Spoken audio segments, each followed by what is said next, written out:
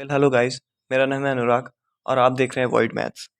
हमने एक सीरीज़ शुरू की है बीएससी फर्स्ट ईयर मैथ्स की तैयारी के लिए, रिवीजन के लिए, फटाफट से जिसमें रिवीजन हो जाता है।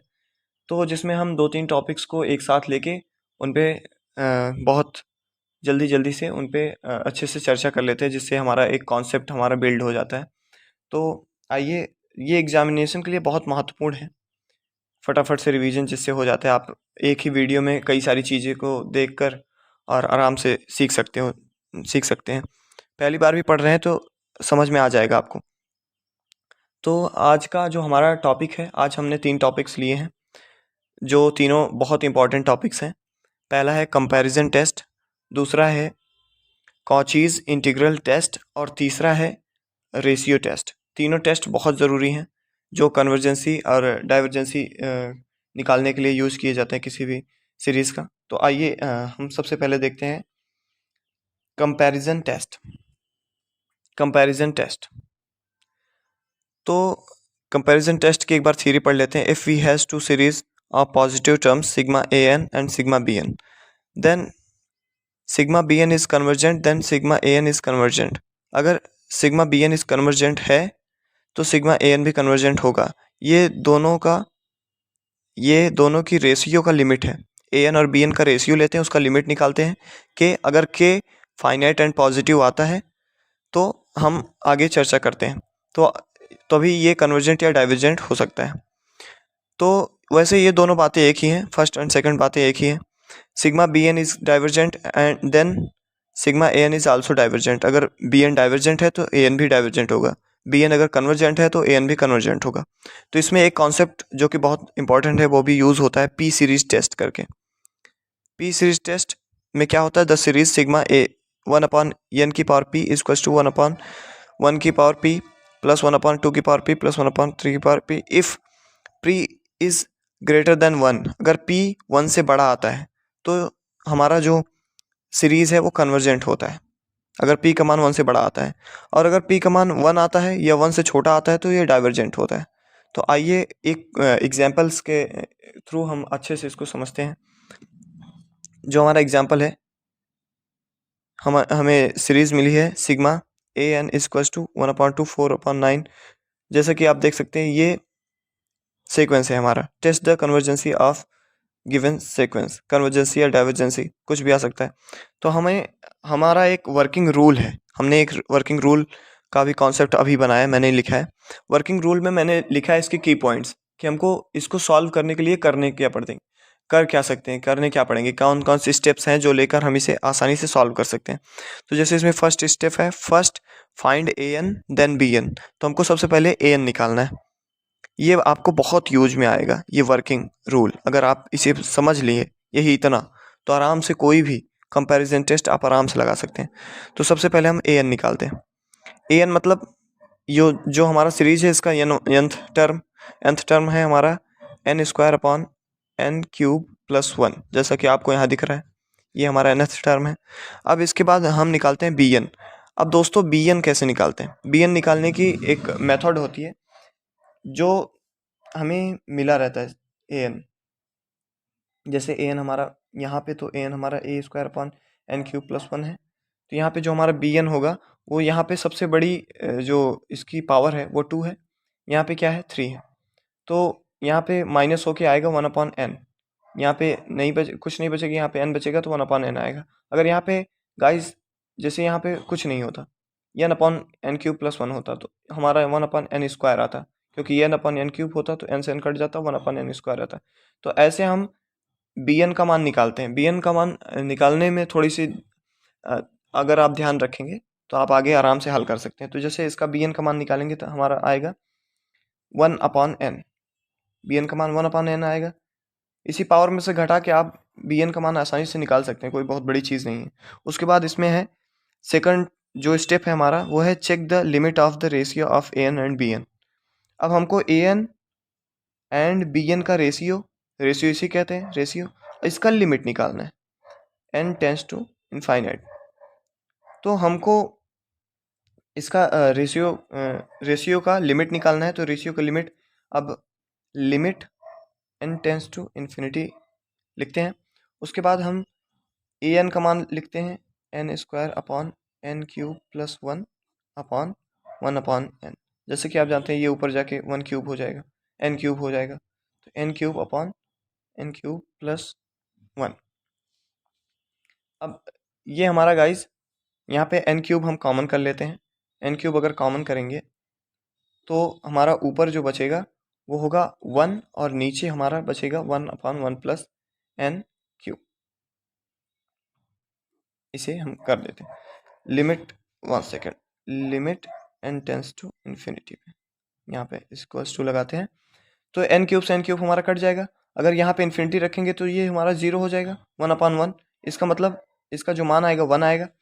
अब हमारा वन मान मिल गया, इसका लिमिट जो मिल गया, लिमिट रेशियो का जो लिमिट हमको मिल गया वो वन मिला। अब वन तो मिल गया।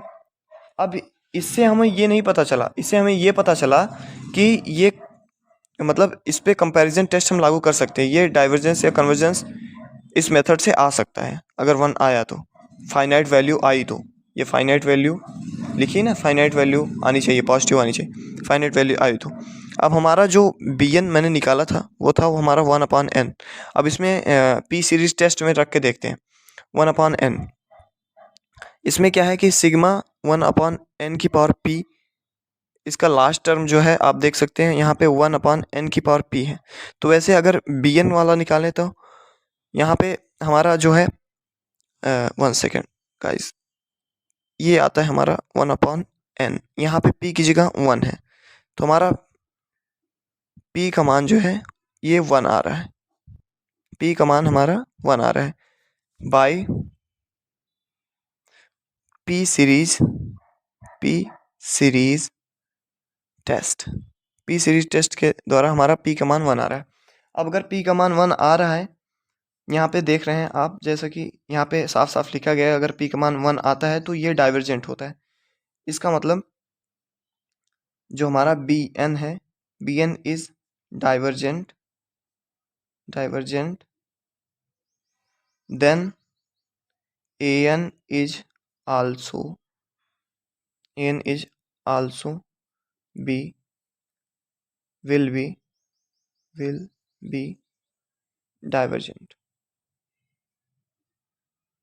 हमारा जो अगर बी एन हमको डाइवर्जेंट मिल गया, यहाँ पे वन आया, पी का मान अगर वन आता है तो यहाँ पे लिखा गया है पी का मान अगर वन आता है तो डाइवर्जेंट होता है, तो हमारा पी का मान वन आया तो डाइवर्जेंट हो गया। अगर बी एन डाइवर्जेंट होता है तो सबसे पहले हमने पढ़ा था, यहाँ पे शुरुआत में हमने पढ़ा था कि अगर बी एन इज कन्वर्जेंट है तो ए एन भी कन्वर्जेंट होगा, और अगर बी एन डाइवर्जेंट है तो ए एन भी डाइवर्जेंट होगा।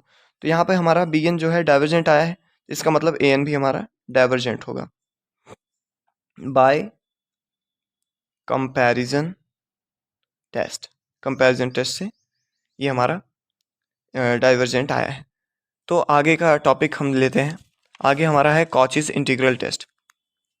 इसकी थियरी हम एक बार फटाफट से पढ़ लेते हैं। Cauchy's integral test, if for x is greater और equal to one f of x be a. अब ये जो लाइन आप देख रहे हैं गाइज, दोस्तों, ये लाइन बहुत महत्वपूर्ण है। जो हमारा सीरीज होना चाहिए कॉचीज इंटीग्रल टेस्ट के लिए, इसको अप्लाई करने के लिए, वो पॉजिटिव होनी चाहिए, मोनोटोनिकली डिक्रीजिंग होनी चाहिए, इंक्रीजिंग नहीं, डिक्रीजिंग होनी चाहिए। जरूरी है को डिक्रीजिंग हो, मोनोटोनिकली डिक्रीजिंग हो, और इंटीग्रेबल फंक्शन होना चाहिए। समझ गए ना, इसमें बहुत बड़ा अर्थ छुपा है। Positive monotonic decreasing integrable function such that f of n equals to a n for positive integral value of n, then sigma of infinite to n is equals to 1 a n is convergent if improper integral limits 1 to integral of limit 1 to infinity f of x dx is convergent, otherwise sigma n is divergent। तो इसका ये जो theory हमने पढ़ा, अभी आपको समझ में नहीं आएगा, एक बार देख लीजिए, फिर से पढ़ लीजिए। ऐसे अगर आपको समझना है तो सिंपल भाषा में मैंने इसका ये वर्किंग रूल लिखा है जो बहुत इंपॉर्टेंट है आप लोगों के लिए। अगर आप सिर्फ वर्किंग रूल को ही याद कर लेते हैं तो आराम से आप कोई भी integral test, Cauchy's integral test को आराम से हल कर सकते हैं। तो इसका सिंपल सा मतलब है कि इंटीग्रेशन के थ्रू हमको इसमें डाइवर्जेंसी और कन्वर्जेंसी को हमको मतलब प्रूफ करना है कि ये है। तो जैसा कि यहाँ पे आप देख रहे हैं, हमको एक सीरीज मिली है sigma a n equals to 1+1 तो इसका हम सबसे पहले इसमें वर्किंग रूल में देख लेते हैं। वर्किंग रूल हमको लिखा गया है, मैंने लिखा है find a n and then f x. पहले हमको फाइंड ए एन फाइंड करना है, तो हमको ए एन क्या मिलेगा यहाँ से, इसका लास्ट वाला मान जहाँ तक हम यहाँ पे 1/1 होगा, तो 1 मतलब 1/1 का स्क्वायर, 1/2 का स्क्वायर, 1/3 का स्क्वायर, 1/4 का स्क्वायर, ऐसे ही बढ़ता जा रहा है।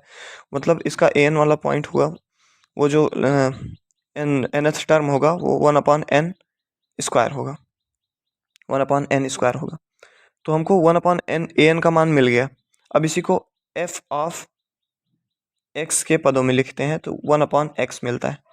अगर इसी को एफ ऑफ एक्स के ए एन को एफ ऑफ एक्स के पदों में लिखते हैं 1/x मिलता है। अब हमको दूसरा स्टेप है, एफ ऑफ एक्स निकल गया। अब दूसरा स्टेप है integrate F x with limit first term and infinity. ये बहुत ज़रूरी चीज़ है।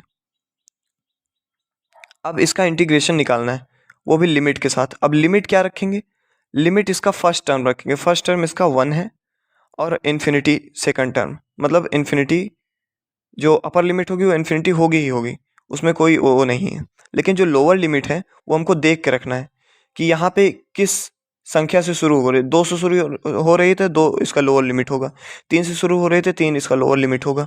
तो लोअर लिमिट जो हमें सीरीज मिलती है उसका फर्स्ट टर्म होता है, शुरुआत का टर्म होता है, और शुरुआत का टर्म होता है। तो यहाँ से हमको मिल गया lower limit infinity 1 to infinity. अब यहाँ पे एफ ऑफ एक्स का मान रखते हैं 1/x dx। अब इसी को हम निकालेंगे, एक सेकंड गाइस, सॉरी, ये 1/x स्क्वायर होगा ना, हाँ। तो यहाँ पे इसको निकालेंगे तो इसका जो मान आएगा -1/x आएगा, और यहाँ पे इनफाइनाइट, और यहाँ पे 1। तो यहाँ पे जब रखेंगे तो -1/इनफाइनाइट और यहाँ पे -1/1। यहाँ से गाइज इसका मान आएगा 1, जो कि हमारा फाइनाइट एंड पॉजिटिव है। ये जो 1 है वो फाइनाइट है और पॉजिटिव है, इसका मतलब ये कन्वर्जेंट है। अगर यहाँ पे लिखा गया है साफ साफ थर्ड स्टेप में, if after integration it gives positive value, finite value, then a n is convergent. अगर ये फाइनाइट वैल्यू दे रही है तो ए एन कन्वर्जेंट है, अगर फाइनाइट वैल्यू नहीं दे रही है तो ये डाइवर्जेंट है by the Cauchy's integration test. अगर सबसे पहले इसको एक बार फिर से समझ लेते हैं। कोई सीक्वेंस दिए गए हैं, सीक्वेंस को हम ए एन निकालते हैं, ए एन आराम से निकाल सकते हैं, nth टर्म है। ए एन को हम एफ ऑफ एक्स के रूप में लिखते हैं, एफ ऑफ एक्स लिख दिया। उसके बाद उसका इंटीग्रेशन निकालते हैं। इंटीग्रेशन में क्या करते हैं, लोअर लिमिट जो होता है उस सीरीज का फर्स्ट टर्म होता है और अपर लिमिट इनफाइनाइट होता है, इनफाइनाइट हर जगह रहेगा। उसके बाद उसको जब इंटीग्रेट करते हैं, जो आता है उसी को उसको देखते हैं, जो आता है उस वैल्यू को देखते हैं। अगर वो वैल्यू हमारा फाइनाइट है तो ये कन्वर्जेंट है। अब इसका वैल्यू जो है फाइनाइट है, 1 इज फाइनाइट, एक second, finite, then a n is convergent, a n convergent है। 1 फाइनाइट वैल्यू है इसलिए ए एन हमारा कन्वर्जेंट है। अगर यही फाइनाइट वैल्यू ना होती तो ये डाइवर्जेंट होता। सिंपल सी बात है। आइए आगे वाले टेस्ट पे पढ़ते हैं। तीसरा टेस्ट जो हमारा है वो रेशियो टेस्ट है। ये भी इंपॉर्टेंट टेस्ट है। A series sigma a n of positive terms such that if limit n tends to infinity a n plus 1/an is less than 1 then it is convergent. If limit n tends to infinite an plus 1/an is greater than 1 तो ये divergent. और अगर equals to 1 तो ये test fail हो जाता है। Test fail मतलब हम आगे पढ़ेंगे इसके बारे में। अगर यहाँ पे 1 होता है तो ये अप्लाई नहीं होगा, दूसरा कोई अप्लाई होगा टेस्ट। ये बड़े छोटे के लिए। अगर इसका मान लिमिट ए एन प्लस 1/an, अगर कोई हमको सीरीज मिली है ए एन, अब उसमें एक जोड़ देते हैं और उसका रेशियो निकाल लेते हैं, रेशियो का लिमिट निकाल लेते हैं। अगर वो लिमिट जो रेशियो का लिमिट है वो अगर 1 से छोटी है तो ये कन्वर्जेंट होगी, अगर 1 से बड़ी है तो डाइवर्जेंट होगी। सिंपल सी बात। अगर 1 से छोटी है तो कन्वर्जेंट होगी लिमिट, 1 से बड़ी है तो डाइवर्जेंट होगी, और अगर 1 से बराबर है तो दूसरा कोई टेस्ट लगेगा, ये लगेगा ही नहीं। ठीक है। आइए एक एग्जाम्पल्स के थ्रू हम इसको देखते हैं। एग्जाम्पल हमारा है a n equals to 1 4 9 16 such that, ऐसे इनफाइनाइट तक जाएगी। तो जो यहाँ पर हमारा nth टर्म है वो n स्क्वायर है। अब इसी में एक जोड़ देते हैं, ए एन प्लस वन निकालते हैं। तो इसका जो वर्किंग रूल है सिंपल सा है, पहले हम ए एन निकालते हैं, फिर ए एन प्लस वन निकालते हैं, दोनों को डिवाइड कर देते हैं, दोनों का रेशियो निकाल देते हैं, उस रेशियो का लिमिट निकाल लेते हैं, उस रेशियो का लिमिट निकाल लेते हैं। जो लिमिट आता है, जैसे लिमिट 1 से 1 सेकंड देखिए, इसी में देख लेते हैं, पहले हम इसी लगा के देखते हैं ना direct. A n equals to हमारा एन स्क्वायर आया, ए एन प्लस वन आया हमारा एन स्क्वायर प्लस वन, ठीक है, एक जोड़ देते हैं। अब इसका रेशियो निकालना है हमको, रेशियो निकालें हम एन स्क्वायर अपॉन वन, जो ए एन प्लस वन है, पहले ऊपर इसको रखें, फिर एन स्क्वायर को नीचे रखें, इसका रेशियो निकालेंगे तो एन स्क्वायर से एन स्क्वायर कट जाएगा, ये आएगा, ठीक है। अब इसका लिमिट निकाल लेते हैं। इसका लिमिट निकालेंगे तो आप ये यहाँ पे इनफाइनाइट रखेंगे तो इसका लिमिट आएगा वन, क्योंकि यहाँ पे इनफाइनाइट रखेंगे तो ये ऑब्वियस सी बात है, ये जीरो हो जाएगा, यहाँ पे वन आएगा। अब क्या है कि यहाँ पे साफ साफ लिखा गया है इज इक्वल्स टू वन, तो ये टेस्ट, एक सेकेंड, मतलब कि ये टेस्ट इसमें लगेगा ही नहीं। अगर यहीं पे यहाँ पे टू आता, जैसे मान लीजिए यहाँ पे टू आता, मान लीजिए अभी तो नहीं आ रहा है, अगर टू आता तो हम यहाँ पे देख सकते हैं, इस पे लिखा गया है टू आता तो ये बड़ा होता, मतलब यहाँ पे होता टू और ये वन से बड़ा होता तो ये डाइवर्जेंट होता। यहाँ पे माइनस टू आता तो ये कन्वर्जेंस होता, क्योंकि ये वन से छोटा होता माइनस टू। यहाँ पे अभी बराबर वन आ रहा था तो ये अभी अप्लाई नहीं होगा, इसके लिए दूसरा एग्जाम्पल लेके हम सत्यापित कर सकते हैं। तो धन्यवाद, बहुत बहुत धन्यवाद, आप लोगों ने इस वीडियो को देखा और इस वीडियो को लाइक कीजिए, शेयर कीजिए, कमेंट भी कीजिए। आगे का आपको जो समझ में नहीं आ रहा है उसके लिए हम डीप वीडियो बनाएंगे, डीपली जाके, तो उसको कमेंट कीजिए। जो आपको बिल्कुल समझ में नहीं आया, आप कमेंट करके देंगे कोई भी टॉपिक, तो हम उस पर एक डीप वीडियो बना के आपको ज़रूर देंगे। धन्यवाद, और लाइक कीजिए, शेयर कीजिए, कमेंट कीजिए, और इसको शेयर ज़्यादा कीजिए, क्योंकि अभी ना क्विक रिवीजन की बहुत ज़रूरत है। पेपर्स भी आने वाले, एग्ज़ाम आने वाला है बीएससी का, सो शेयर खूब कीजिए। तो थैंक यू दोस्तों, धन्यवाद आप सभी को।